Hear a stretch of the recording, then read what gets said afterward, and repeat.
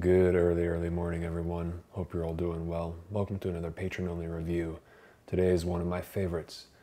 It is a short story I've loved for many years by Roberto Bolaño. And Roberto Bolaño got me into literature, kind of like a gateway drug when I was probably 19 or 20. I borrowed 2666 from someone and read it and thought it was brilliant.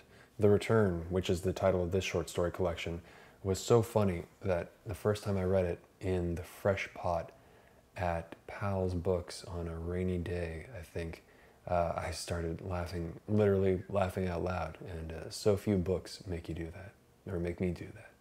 So I was immediately just so impressed by it. I really thought it was one of the most brilliant things I'd ever read, and he quickly became one of my favorite authors. And the tone is so different from 2666. You know, 2666 has a way to shorten that title so I could just say it quicker. It's mostly about, well, it's about murders in Juarez, Mexico. You know, it's very, very dark.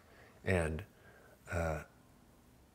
this is not. I mean, it has the darkness, obviously, but it's total, it's very humorous. I mean, it was the funniest fucking thing I'd ever read. But it wasn't that it was just funny. There was something much deeper at work here, and that's what you can expect from Bolaño. Giles Harvey, who works at NYRB, named this and Last Evenings on Earth as the greatest things that Bolaño ever wrote. I've read The Savage Detectives, which is his other well-known novel, and 2666, but I have to admit, for me, this short story is better.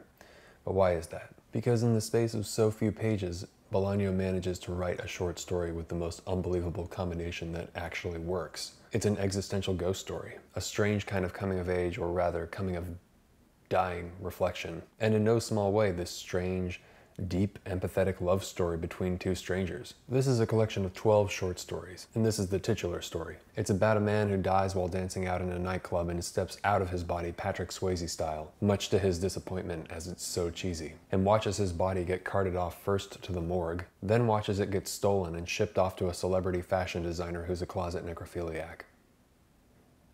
Right. In fact, he recognizes him, the designer. It's magical realism at its most odd and somehow modern. When you read so many of the mid-20th century magical realists, it feels as if they're still writing stories that taste historical, right? They feel antiquated. This feels totally contemporary, which is why it's so effective. Should probably turn the light up a little bit. It's a little bit early. You're gonna have to excuse me. This is my first cup of coffee. Hope you guys are all doing well, by the way.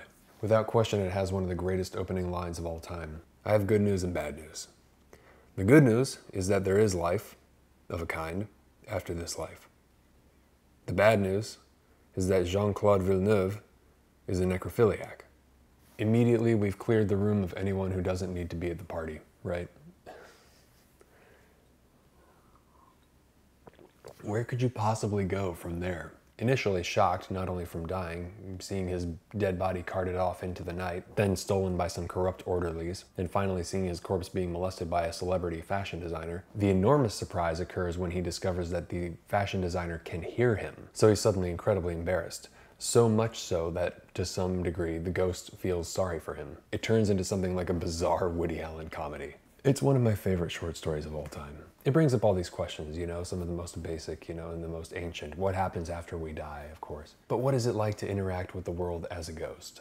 Attached but detached, this strange limbo space. What I love about this short story is everything outrageous is treated very matter-of-factly. Instead of these cinematic reactions to horrifying or astounding events, the characters accept it in this surprised but lucid manner. You know, very responsible, behaving like adults and sort of like getting their composure. And there's the magical realism element. That seems believable though, because how else could we deal with phenomena that are so strange and inexplicable, yet there at the same time? That's sort of how life is. It's like you're shocked at first, things are crazy, and then you just deal with it, and then eventually you just adapt, you know? And we adapt quickly. It's actually amazing how quickly we accept new situations, new realities. You think about people during like something like wartime, for example, and what that must have been like. You know, just, or you know, going on right now. You know, your new reality confronts you, you know, either slowly, or which you grow accustomed to, or quickly. And you can be thrust into a situation which you're going to be forced to accept, you know. So humans are very adaptable.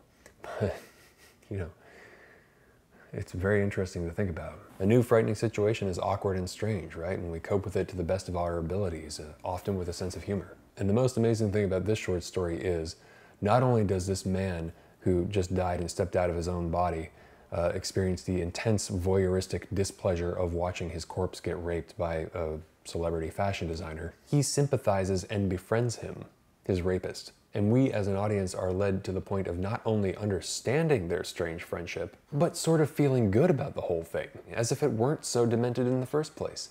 And that's kind of the interesting thing about it. It's like, well, how bad could things get? This actually might be Bolaño's kind of like outlook on life, which is very interesting because he died pretty young.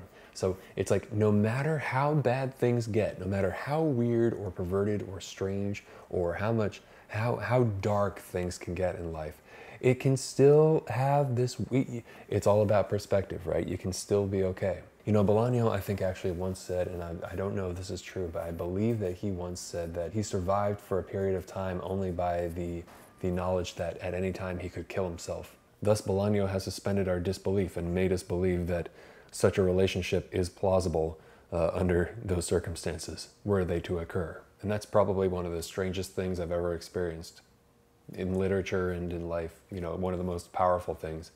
It's a perfect example of what you can do with literature, what you can be led to, you know, how it can change your mind about things. It's amazing. A sense of humor is a powerful thing.